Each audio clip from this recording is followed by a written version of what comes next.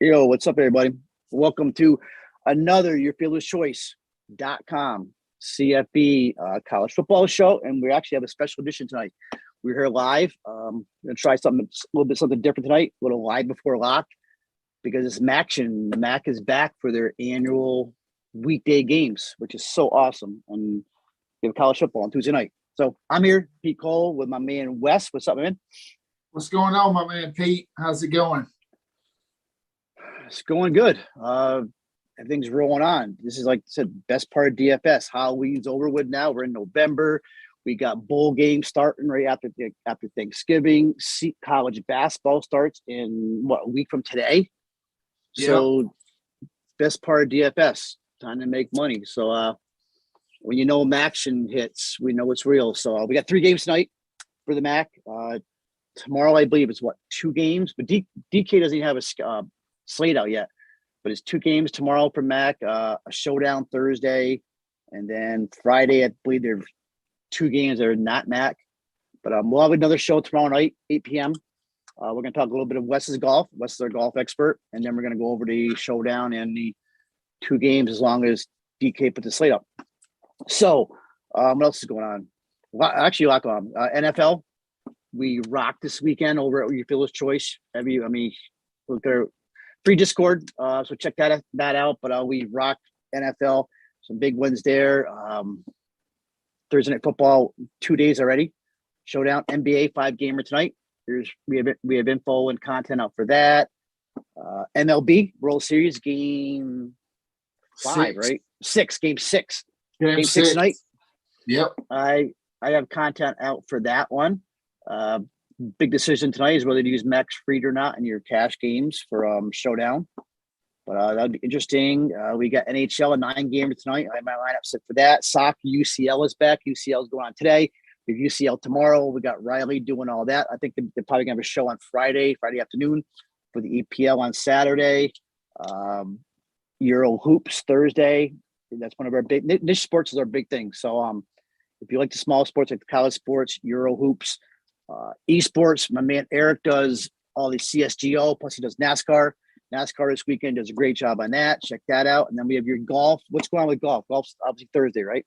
Yeah, golf starts Thursday, but they're traveling all over the world right now. They've gone from Japan to Bermuda. Now they're in Playa del Carmen. So, and you'll have content out for that, or yeah, out already. Or? Top Plays is already out, and I'll adjust it as ownership comes in and put some PrizePicks with it tomorrow when it gets closer to lock. And then on tomorrow's show, Wes will give us his core for the Thursday golf, and then we'll go over to college football and then actually Thursday night also we had Thursday night our normal show for a Saturday. It's like me and Adam at 10 p.m. So, but we're here for MACtion. We'll try to get through this quick so we can make lineups. I haven't even made a lineup yet for MAC, but I'm getting there. So we're going to go position by position. Actually, what do we got? You have the odds in front of you. What do we have? 3 games. What do we have for odds here? We have implieds and all that? Yeah, I got all the odds and everything pulled up. It looks like everybody tonight is over a touchdown dog. First up, you got Ball State as a 19.5-point favorite over Akron. Ball State's got the highest implied total at 39. Akron is at 19.5.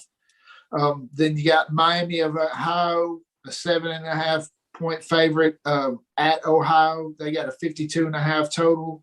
Miami has a 30 implied. Ohio is 22.5. And then finishing up, we got Eastern Michigan at Toledo. Toledo's a 9-point favorite. Toledo's got a 30.75 implied total. Eastern Michigan has 21.75 implied total. So, all right. So, so we're obviously we're going to be looking for players from Ball State, our quarterback and our receivers. Just looking at some defensive stats. One team is Toledo, great defense. So I'm not sure how how much we want to mess with Eastern Michigan. They do have a good defense. I'm looking at passing yards. Akron's giving up 236 per game. That's one of the worst in the country. Actually, I just had that up. Akron right now they're up there, but I had their stats somewhere, but whatever. But Akron's got a bad pass defense. And then we got and then in the same game, Ball State's giving up 236 yards a game. But I'm not sure how much we're going to mess with Akron. On the rushing end, we got Akron's giving up 215 yards on the ground, and Ohio is giving up 223 to Miami of Ohio. So a couple of Ohio's bad defense, bad rush defense. Akron's is a bad rush and pass defense, and then Ball State is not the greatest pass defense. So, all right, let's get into quarterbacks right now. Pretty much talking cash here, and then we'll try to throw some GBP plays in here. But right now, looking at ownership projections that we see, a lot of it, he's probably a core play. I've been going back and forth on him, though, because it's Drew Plitt from Ball State. Drew Plitt's been around forever. Seems like as long as I've been playing DFS college football, Drew Plitt's been playing. Started out bad, but now we see his last 4 games, he's gone over 200 yards and the 3-1 all those 4 games. So Ball State we thought was going to be much better than they are, but they are kind of putting together a little bit now. So he's got 9 touchdowns and 0 interceptions in that time span, those 4 games. And I mean, so I said Akron's a bad pass defense. I think Plitt's probably going to be a cash core play. I said I'm not in love with him, but it's probably all about Drew Plitt right now. The problem is going to be is where do we go for a super flex? This could be a perfect night to run a running back in your super flex. But guess what? We ain't got no running backs. We have a whole bunch of running backs by committees. Possibly you can use a receiver. We'll get to receivers in a second. But for super flex, to me, we can go 2 ways. Anybody you're looking at for a second quarterback, do you like? As far as a punt option, you could go down to DJ Irons. He's showing a pretty good bit of ownership, and as far as projections goes, he looks to be like the 3rd highest scoring quarterback on the slate tonight, and he's only $5,000. That's probably good call. That's probably where I'm going to end up going. Well, I love the Irons price. DJ Irons is only $5K. 5K. Daquan Finn is the highest quarterback on his slate for Toledo, a 78. Kind of like him also, but I do like the Irons price. DJ Irons from Akron, he's actually a running back. The problem is most of these teams here for the MAC, their quarterback situation still haven't figured out. So the last game, the Buffalo game for Akron, Zach Gibson started. He's probably is the team's best quarterback, but they have no offensive line at all. They can't pass protect. And DJ did come in the Buffalo game and did kind of jump in, lead the team. He's more of a running back. DJ Irons is more of a running back, kind of like in a quarterback's costume. He leads the team in rushing. In the Buffalo game, rushed the ball 7 times for 107 yards. And right now he leads the team over 300 yards rushing. So pass isn't bad. I mean, he's actually 65%. Yeah, he's completing 65% of his passes with 8 touchdowns. So, and then going back to now, Daquan Finn, who actually is more of a runner than Irons is. This kid's a redshirt freshman. He's only completing like 50% of his passes. But the thing with Finn is he's efficient, man. He hasn't given up 1 turnover this whole season. So he is expensive, but he does lead Toledo with 6 rushing touchdowns. He should make value. He's against Central Michigan 2 weeks ago. We got 95 yards, 11 rushes, 2 scores. I think his price is a little bit high, but if you want to be different tonight and you want to get off the chalk train, I could see going Finn over Plitt in GPPs. But when we're talking cash, probably right now the smart play is Plitt in cash for 7,100 DK. And then if you can get Plitt and Finn, great. I'm not sure if you can. I mean, I've tried it. You can, but you're going to probably drop a little bit in receivers and running backs, or run DJ Irons at 5-0. First, got to make sure he's starting. And that is what time's Akron Ball State game? That's the first game. So we should know hopefully by 6:50 that DJ is starting. I think you could probably get, if you run DJ Irons in your super flex or Drew Plitt, you probably can get one more better receiver than if you ran Daquan Finn. We do have kind of a wild card, what I'm kind of interested in is for Eastern Michigan, but once again, we said Toledo's a good defense, is Ben Bryant. He's kind of cheap at 6,500. And this dude's averaging 281 passing yards a game. I actually have him as a PrizePicks play.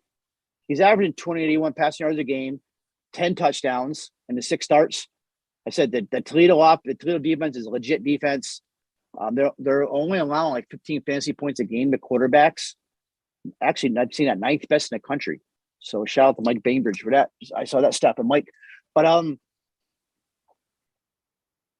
Bryant, I think, is a decent, probably GPP because I like that price. But the problem is Toledo can easily shut him down. Toledo's a good defense.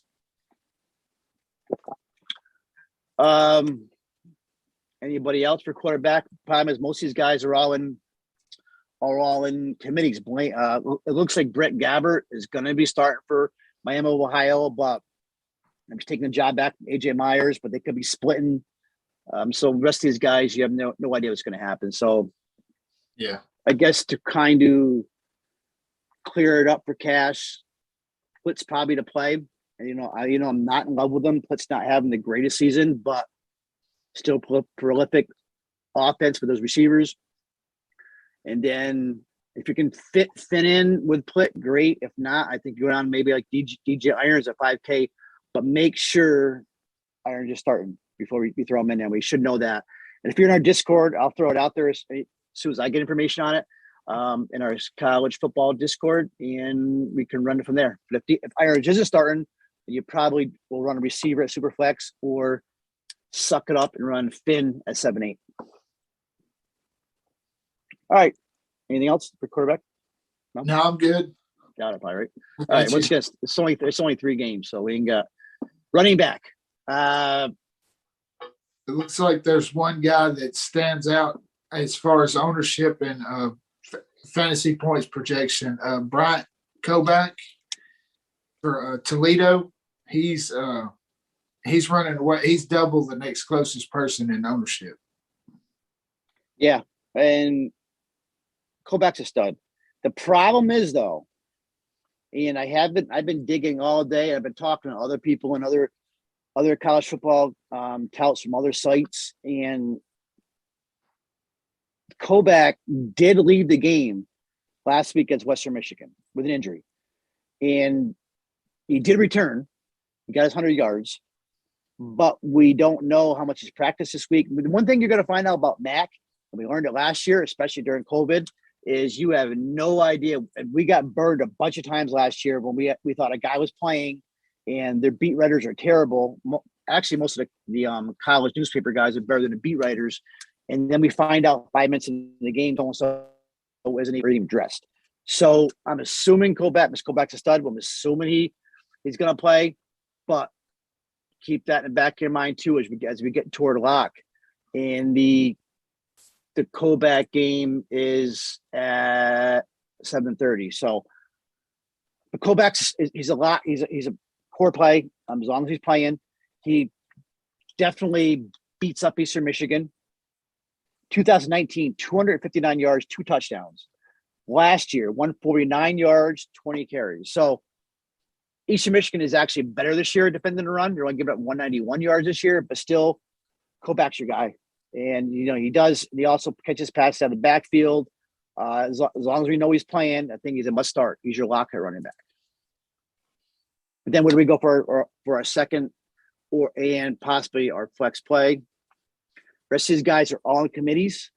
What are you seeing for ownership? Anybody jumping out beside Koback for ownership? It's the next highest, and which is still about 30% less than Kovac is Carson Steele for Ball State. He's fallen right around 30%. All right. And then you got two guys at 27%. You got Allison and Shelton, one for Ohio and then one for Miami of Ohio. All right, so let's get the Ball State guys out of the way. So you got Carson Steele, true freshman, actually playing well, and he's probably going to be popular because of his price, 6,100. His last, what do we have? What do you have for ownership on him again? Like 30%? You said 31%. All right. So last game against Miami, Ohio, touched the ball 11 times, 49 yards, no touchdowns. But then before that, against Eastern Michigan, touched the ball 18 times, 138, and a touchdown. Going to be popular. May end up on my main lineup. I do though like. The problem is Ball State usually likes to have a bell cow running back, but they're not doing it this year, especially with Steele's a freshman. Will Jones is backup. And if you look at the last 2 or 3 games, Will Jones has been on the field just as much as Carson Steele. Yeah, Will Jones actually is better catching the ball in the backfield. He's got 8 receptions on 9 targets, which is pretty good. So if you can't fit Steele in, if you have to end up going the 2 big quarterbacks in Plitt and Finn, you could possibly drop down from Steele and not lose that much and go with Will Jones. So I'm seeing it's probably like 15, 20% ownership. So Will Jones is like 4-1. So Will Jones is in play. Steele's the guy you want, but I think Will Jones is in play also. Yeah, their fantasy points are only 3 points. I mean, projected fantasy points are only 3 points different. Is saving $2,000 might be a good idea for just 3 fantasy points. Especially if you want to go the 2 big quarterbacks. Right. But Steele's a play, a 6-0. And then we got the Ohio issue. Actually, 2 really good running backs. Demontre Tuggle. I love Demontre Tuggle. I think Demontre Tuggle's a great running back. He's one of my favorites on the slate. The problem is he's 6'6". And he's Tuggle sharing with O'Shawn Allison. O'Shawn Allison is only 4,500. I still think Tuggle's a play if you can get to him. But Allison does is leading in snap counts. Tuggle's been the better running back. So, I mean, he's got a touchdown in each of his last 4 games. But Allison is a better pass catcher, which is going to be important because Miami, Ohio does not have a bad rush defense. And if they stuff the run, like we've seen the last few games, we're going to see Allison probably playing more than Tuggle.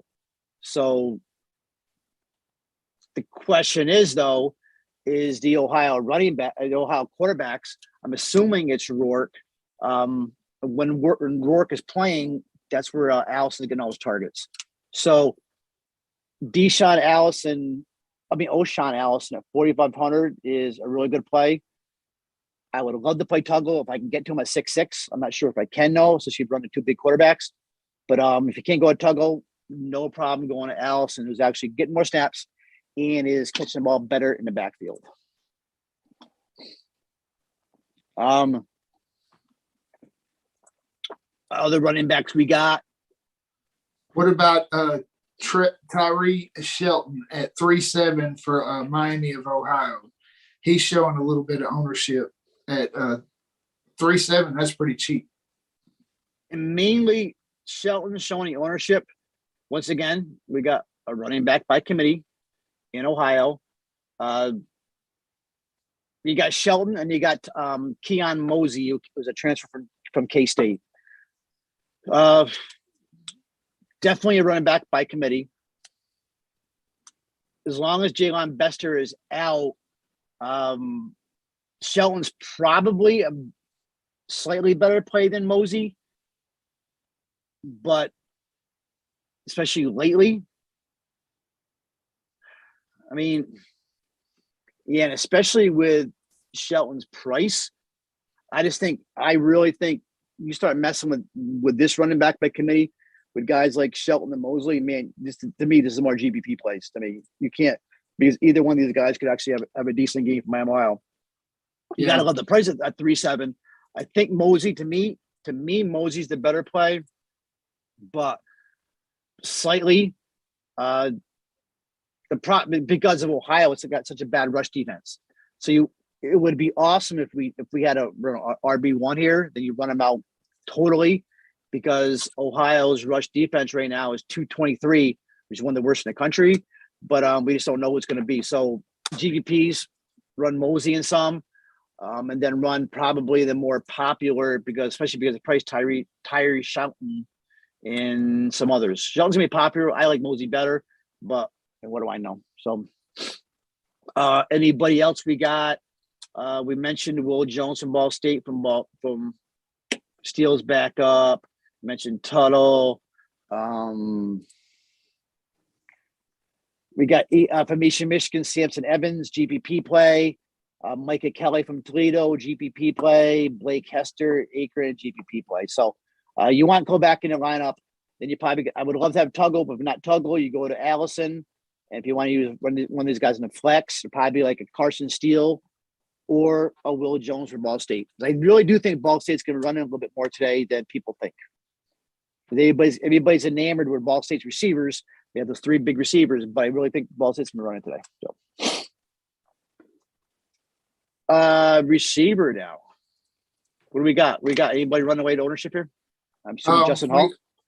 Yeah, Justin Hall is at 58% with about almost 22 projected fantasy points. And then you got two guys in the 40s, Johannes Tyler and Hassan Baden.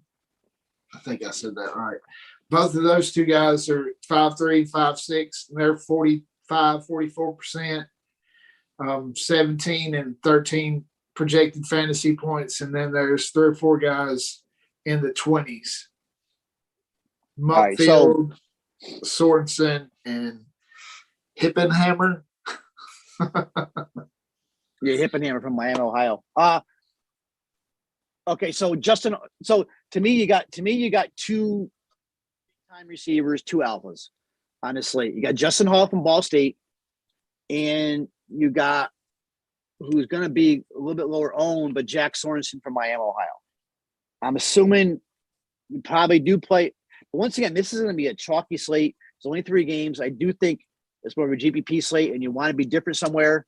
And that's pretty much where we've been winning all our money, is just being a little bit different than anybody else.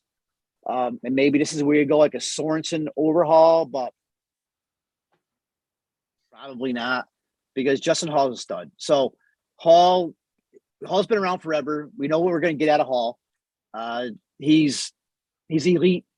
He also runs the ball. So we get a little bit out of him also. So he's averaging 62.4 yards a game, 8 targets. In the last 2 games, he's carried about 5 times and 4 times. So yeah, cash, you lock in Justin Hall. Jack Sorensen, though, to me, Sorensen, you're not going to be able to get both of them. If you're making more than one lineup, you get Sorensen in a lineup somewhere, because I think Sorensen's a stud, man, from Miami, Ohio. And he's got 3 straight 100-yard games. Week 8, he was just totally dominant. I mean, 8 receptions, 8 targets. They couldn't even stop him. But in this same game, I do like, and you just mentioned his name, Mac Hippenhammer at 4,900 for Miami, Ohio. And the thing about Hippenhammer is he's averaging like the same amount of targets for the last 4 games as Sorensen. Averaged over 17 yards per catch. 497 receiving yards on a season. And those 2 guys combined for over 52% of the target share. So this may be where we can be different than the others, is you can run Justin Hall and then run Hippenhammer as another receiver, because you're not going to get Sorensen in. Especially because I love that price at Hippenhammer, 4,900. So Hall's your play. Then you got two other guys from Ball State. Johannes Tyler. We used him a lot last year.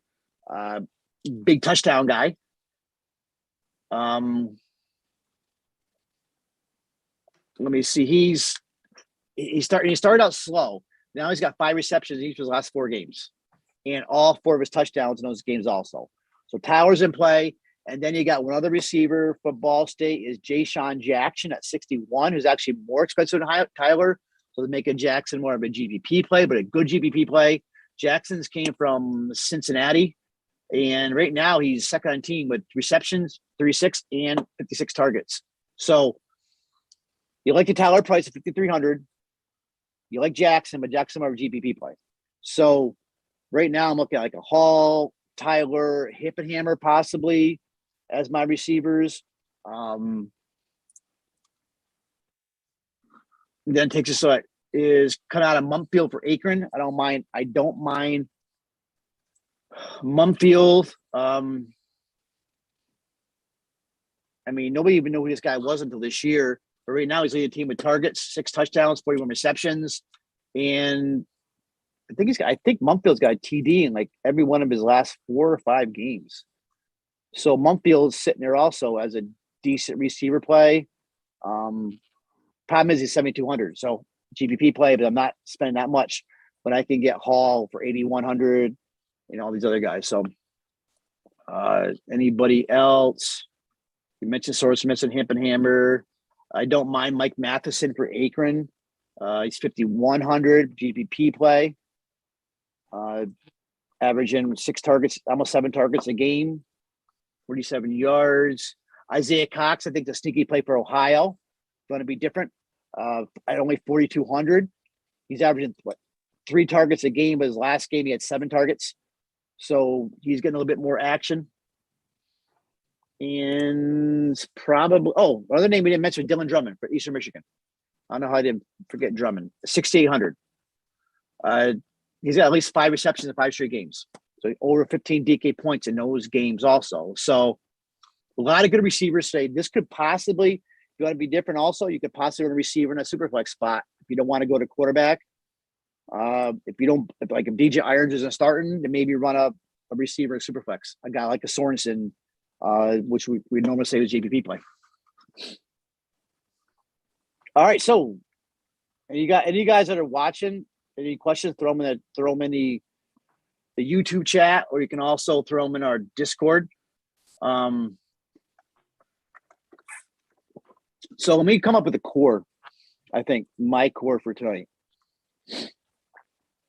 I see you just sent me a DM. You kind of made up a lineup here. It looks like as we were talking. So, I agree with pretty much everything, but one. I think Plitt's a core play. If DJ Irons is starting, I think you put DJ Irons in flex. Go back to core play. I think you do need Justin Hall. You have Sorensen be different. Great. Sorensen or Hall as your top receiver. And then I mentioned Hippenhammer. And I don't understand why, why didn't I mention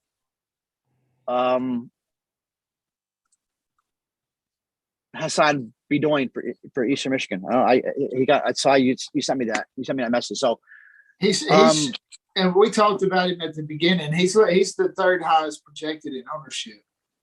And he's getting him and Drummond are taking over 50% of the target share. He's got 37 receptions last 4 games, 14.5 DK point average. So yeah, Hassan Bedoin is in play. You play either Bedoin. The problem is I'm just afraid. I'm afraid to be playing a lot of these Eastern Michigan guys against Toledo's. I think Toledo's got a good offense, but you can either play Bedoin or Dylan Drummond, both great plays. But right now, I think a core plays Plitt, Kovac, Justin Hall, and I'm really going to go with DJ Irons as my super flex as long as he's playing. And I like Hippenhammer as my sneaky, different receiver play to kind of fill out that core. I guess let's go see it. PrizePicks. We got PrizePicks on the board here. Let me pull up PrizePicks. Get that right quick. I actually threw some in my article today too. So for my article, I threw in Ben Bryant over 232.5 for Eastern Michigan. And I said Ben Bryant's actually been very quietly for Eastern Michigan. Bryant he's averaging 281 passing yards per game and 10 touchdowns and 6 stars. He showed he clipped, and he said Toledo is a good defense, but I think that's kind of a low price that PrizePicks is giving him. I don't mind going Bryant over 232, and he's been averaging 281. Plitt at 247. Plitt, so he's been up and down. He should hit the over. Anybody else? Let's see. I have Jack Sorensen over 89.5 receiving yards. What about Justin Hall over 72.5? 72.5. Let me see Hall's last. His last, let me see. He had for $8,400. He needs to get that. That's a problem at Hall. Last game, Miami, Ohio, he had 32 yards receiving, 58 Eastern Michigan, 49 West Michigan. He keeps scoring his touchdowns, but he's also rushing the ball. He had 2 touchdowns against Eastern Michigan, but running the ball, I probably wouldn't touch that. The way he's been, it's probably borderline. What about Hippenhammer at 61.5? That might not be a bet. Actually, I didn't see that one. I didn't see Hey, there we go. I would take the over on that. Yeah, that's a good call. And especially he's getting a lot more playing time than people realize. He's 61.5? Ball State at 57. Eastern Michigan 94. Central Michigan 170 yards. Going up against Ohio, who is, like we said, Ohio was a pushover defense, allowing almost 200 yards in the air, 223 yards on the ground. But yeah, I'll take the Hippenheimer over 61.5. So speaking of one of our core plays. Yeah. All right, so we got Bryant over 232.5, Sorensen over 89.5, Hippenheimer over 61.5 receiving yards. And I think that's it. I don't see nothing that's really crazy that we have, that's total lock him in.